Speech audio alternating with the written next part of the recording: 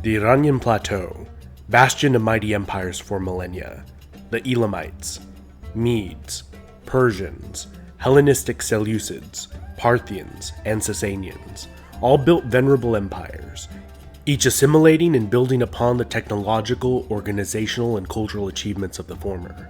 The last three of these great empires rivaled the Roman Empire and waged bitter wars against it in a series of never-ending stalemates, resets, and standstills, over a period lasting more than 800 years. This ancient rivalry ended with both great civilizations being unexpectedly overwhelmed by the Arab Rashidun Caliphate.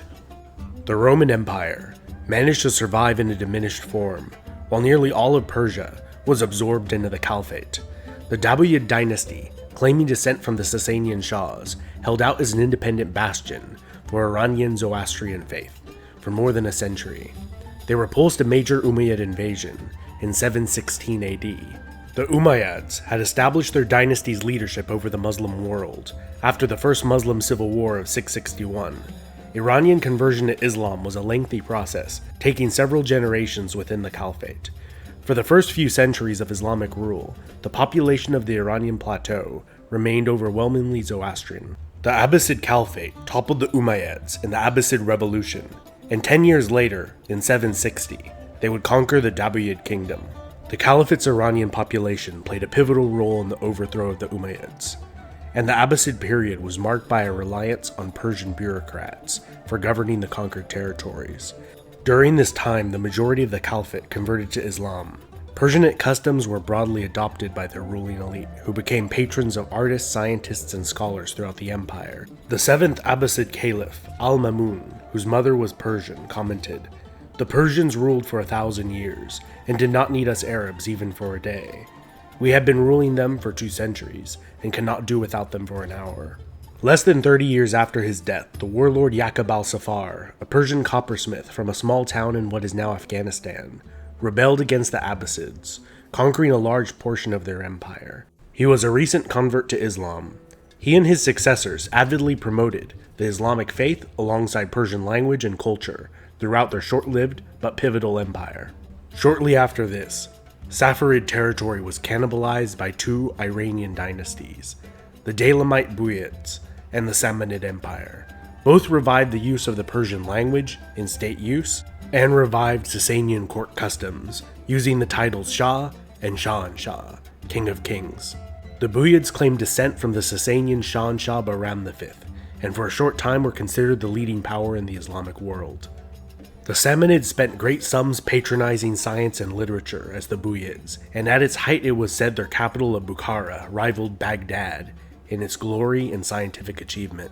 As the Samanid Empire became ever more cultured and wealthy, they began to employ slave armies of Turkic origin. This would be their own undoing, and they were overthrown by a family of Turkic slave guards, the Ghaznavids. These Turkic slave soldiers turned sultans, fully assimilated into Persian culture with such enthusiasm that they outdid their ethnically Iranian counterparts, the Buyids. In the Ghaznavid royal court, hundreds of Persian poets were employed to compose, some paid to travel the empire, promoting Persian literacy. Large libraries were built, and agents sent to purchase and catalog Persian books and manuscripts, within and beyond the empire's borders. To the north, the Seljuk Turks, a nomadic people living on the periphery of the Muslim world, by the 11th century had converted to Islam, and an estimated 40,000 Seljuk families migrated from their ancestral homelands on the steppe into mainland Persia.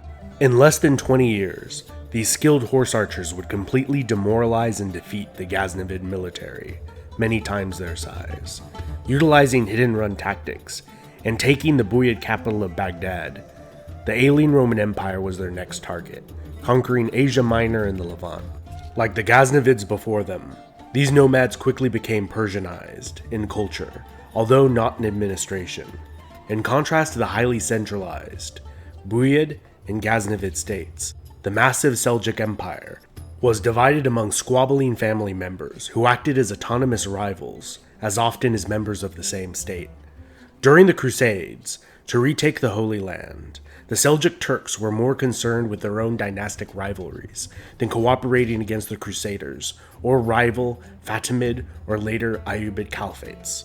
The incessant squabbling of the Seljuks left them vulnerable. Their empire eventually fractured, and they were replaced in Iran by the Khwarazmian Empire, established by the son of a Turkish slave, turned governor appointed by the Seljuks. In the mid-13th century, Khwarazm was overwhelmed by the Mongol Empire, the largest contiguous empire in history. As Iran was recovering from the brutal conquest and destruction of several of its ancient cities under the rule of the Ilkhanate successor state in the 1330s, outbreaks of the Black Death ravaged the empire. In 1335, the Ilkhanate began to disintegrate rapidly and split up into several smaller rival successor states of the Mongols. Out of this chaotic patchwork of states arose the Turco-Mongol warlord Timur, also known as Tamerlane. He would unite the former states of the Ilkhanate and envisioned himself as the great restorer of the Mongol Empire of Genghis Khan, and while not descended from Genghis, he regarded himself as Genghis' heir, and arguably surpassed him in brutality of his conquests, putting entire metropolis to the sword, and was known for building mountains of human skulls. As much as he was known for the obliteration of ancient cities, he was a patron of the arts and Persian culture. Scholars, artisans, and architects were spared in his vast conquests, taking them back to his capital of Samarkand to beautify that city. During the reigns of Timur's successors, the imperial court became increasingly Persianized and Islamized, until it bore no resemblance to their Mongol ancestors. By the year 1500, the Timurid Empire had fractured into several squabbling factions, and the Shia Safavid Empire established itself in the aftermath of this collapse. It was led by Shah Ismail I, who claimed direct descent from the Prophet Muhammad. Under the Safavids, the economy was fueled by stability, which allowed trade to thrive. The Safavid military was one of the first in the world to fully exploit the use of gunpowder, and were long able to maintain the integrity of the empire's borders from the encroaching Ottoman Turks.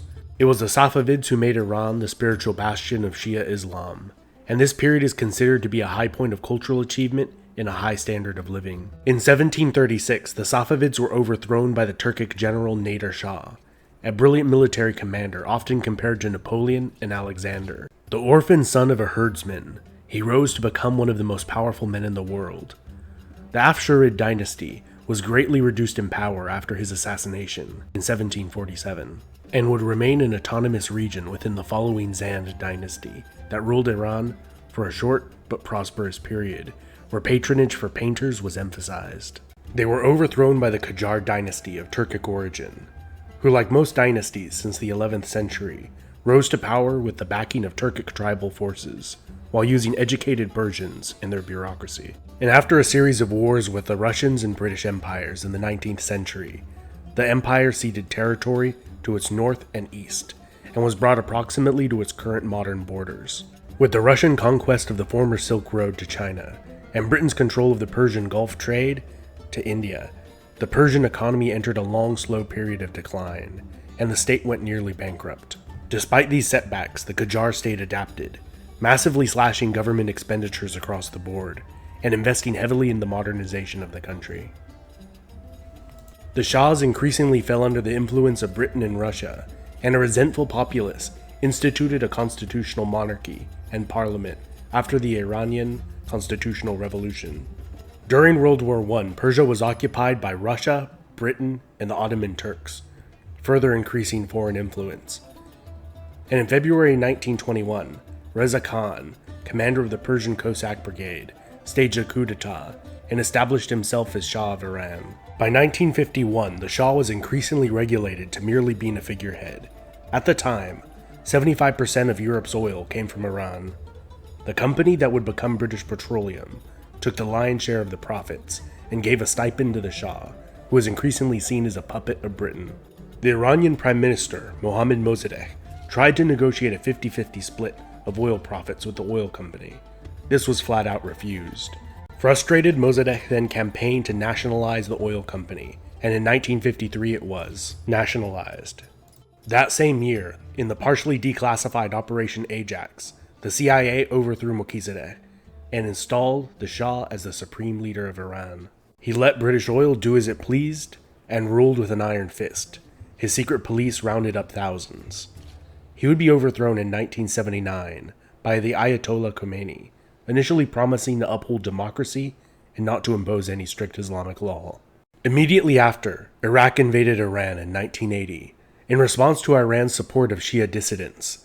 It is estimated that over 1 million casualties were inflicted over the course of this lengthy war. During the war, the clerical rule in Iran became increasingly authoritarian. The war ended in a stalemate, both sides claiming victory, with neither of the countries gaining territory. The Islamic Republic of Iran today is home to over 80 million people, and remains at the heart of geopolitical events. This has been Epimetheus, and I hope you have enjoyed this overview of Iranian history. If you did, I think you'll also enjoy the history I've done on ancient Persia. If you would like to be a patron like the Shahs of old, you can support this channel on Patreon. I do all the writing, editing, drawing, and narrating, and I put everything you contribute back into improving this channel, like the microphone I'm speaking on now. Thank you so much.